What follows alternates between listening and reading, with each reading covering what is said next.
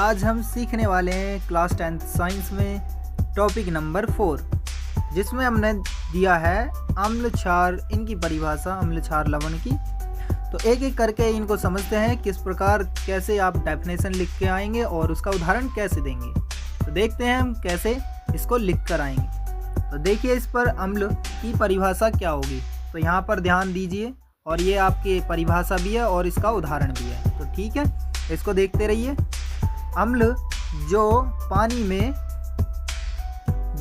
में घुलने पर स्वाद में खट्टे होते हैं या स्वाद के खट्टे होते हैं, जो पानी में घुलने पर H+ आयन देते हैं और नीले लिटमस पेपर को लाल कर देते हैं, वे अम्ल कहलाते हैं। क्या कहलाते हैं? अम्ल कहलाते हैं। ठीक है, तो ये चीज़ आप सभी को समझ में आ गई होगी कि जो स्वाद में खट्टे होते हैं और जल में घुलने पर H+ आयन देते हैं और नीले लिटमस पेपर को लाल कर देते हैं, तो वे अम्ल कहलाते हैं। ठीक है, उसके उदाहरण देखिए। उदाहरण जैसे सल्फ्यूरिक अम्ल H2SO4, हाइड्रोक्लोरिक अम्ल HCl, ठीक है, और फास्फोरिक अम्ल। तो HCl और फास्फोरिक अम्ल ये तीन चीज़ के उदाहरण दिए गए हैं। ये तीन उदाहरण हैं, सल्फ्यूरिक अम्ल, हाइड्रोक्लोरिक अम्ल और फास्फोरिक अम्ल। ठीक है, तो ये चीज़ें आपको सभी को दी गई हैं जिनको आप सीखेंगे।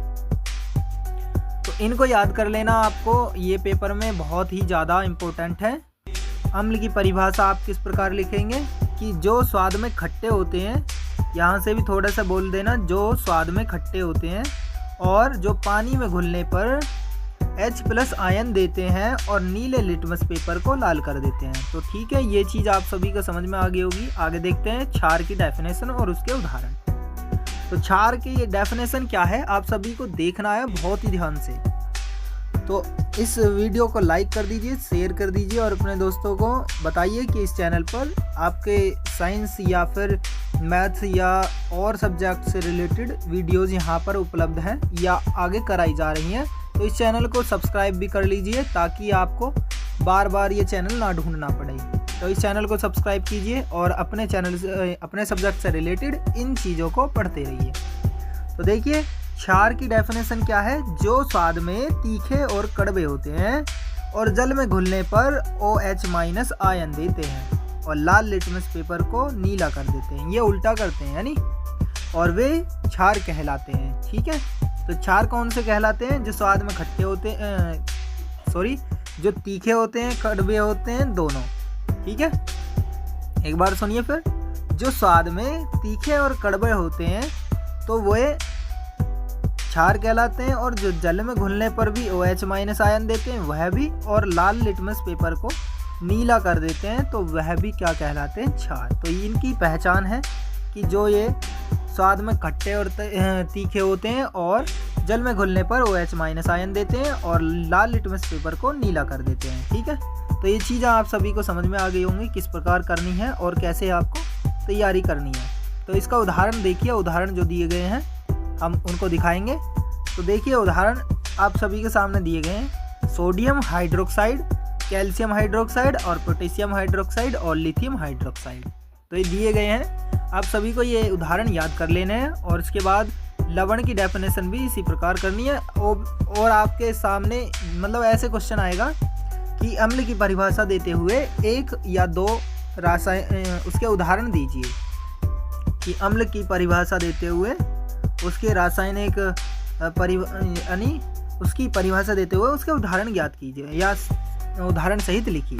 ठीक है, उसके उदाहरण बताइए या उदाहरण सहित लिखिए। तो ये चीज़ आप सभी को समझ में आ गई होगी। तो लवण की डेफिनेशन क्या होगी? लवण एक रासायनिक यौगिक है। यौगिक मतलब इन कुछ चीज़ों से मिलकर बनना, योग मतलब जुड़कर बनना। ठीक है, ये रासायनिक यौगिक है यानी रसायन से मिलकर बना हुआ यौगिक है एक लवण। ठीक है, तो जो अम्ल और क्षार की क्रिया से बनता है, अम्ल से और क्षार से दोनों से मिलकर बनता है। तो लवण बनाने की क्रिया को उदासीनीकरण अभिक्रिया भी कहते हैं। तो ये चीज़ आपको समझ में आ गई होगी कि उदासीनीकरण अभिक्रिया कैसे कहा जाता है, कि लवण जो बनाते हैं ना उसी को ही हम उदासीनीकरण अभिक्रिया भी कहते हैं। बात समझ आ गई होगी। अब इसका उदाहरण देखिए। हम उदाहरण में नमक NaCl और सोडियम क्लोराइड है NaCl, ये इसी को ही कहते हैं नमक को सोडियम क्लोराइड। Na सोडियम होता है और Cl क्लोराइड होता है। दूसरा उदाहरण है सोडियम सल्फेट। तीसरा उदाहरण है कैल्शियम कार्बोनेट। चौथा सोडियम बाइकार्बोनेट यानी NaHCO3 और कैल्शियम कार्बोनेट को कहेंगे CaCO3। तो इस क्लास में इतना ही बस। आप इस वीडियो को लाइक ज़रूर कीजिएगा जिससे हमें मोटिवेशन मिल सके और हम आगे की वीडियोज़ आप सभी को जल्द से जल्द अपलोड कर सकें। और थोड़ी सी हमसे बोलने में कोई गलती हुई हो तो क्षमा कीजिएगा। आगे देखते रहिए इस वीडियो को और यानी शेयर कीजिए इस वीडियो को, और चैनल पर नहीं तो चैनल को सब्सक्राइब कर लीजिए ताकि हम आपको जल्द से जल्द इस वीडियो और वीडियोज़ को उपलब्ध कर सकें और आप भी इस चैनल पर जल्द से जल्द अपनी पढ़ाई को पूरा कर सकें। तो चैनल को सब्सक्राइब ज़रूर कीजिएगा, बस आपसे यही विनती है, चैनल को सब्सक्राइब ज़रूर कीजिए।